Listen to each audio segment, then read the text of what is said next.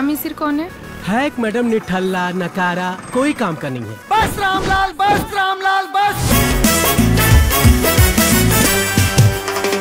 Madam ढूकी? मैं आई कम इन सर?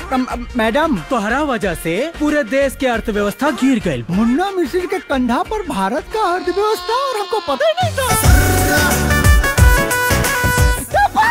नाम tempo है पर पावर ट्रम्प से कम नहीं है। भूतों के घर बसेले तो नहीं, तोरो बांस करवा देना।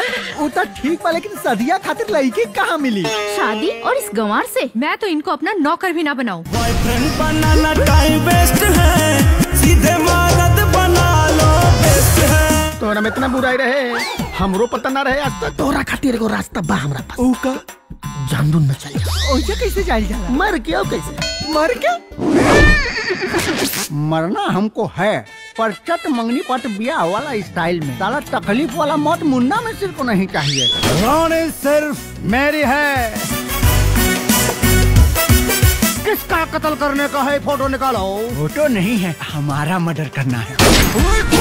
हेलो, 100% काम होने से पहले।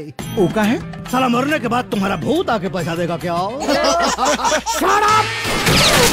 गोली लगल बक्का? हाँ लगा है। इस बार जो पिस्टल हमने मंगाई है वो चाइना से मंगाई है, जो कोरोना टाइप है। ये चाहिए। तोरा के कहले रहनी है ना कि हमन के मोहल्ला में कोई खूबसूरत लड़की आयल बिया। अब मरे के प्रोग्राम कैंसिल।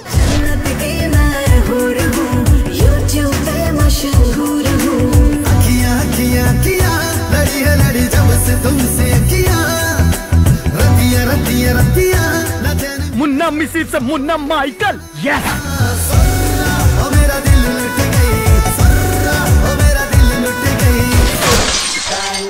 सारा सुपारी भाई के हम सुपारी दे ले रहे हैं डायरेक्ट गोली मारे के। अभी सरवा भगा भगा के गोली काहे मारा था यार? अब मुझे मार के कहवत सुनने पड़ा। हाँ। ये सब नशेबंदी कर दिया हमरा। ए दीदी 60 रुपया दे दो। तू भिखारी बाड़ा? पप्पा पप्पा का अगाऊ कुछ बोल बा।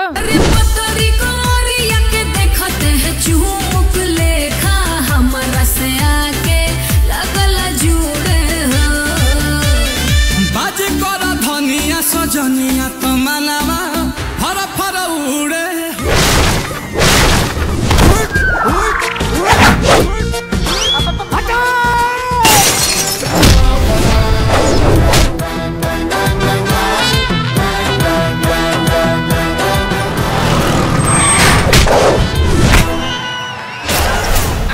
मृत्यु और मुन्ना मिसिर कब कहाँ आ जाए कोई नहीं जानता। लकड़ पकड़ पोपो लकड़ पकड़।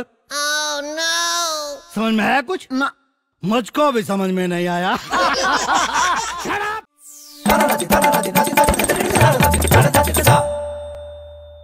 देख लिए ना, अब जाइए डाउनलोड कीजिए चौपाल ऐप और मजा लीजिए भोजपुरी सिनेमा का, वो भी मात्र 99 रुपए में।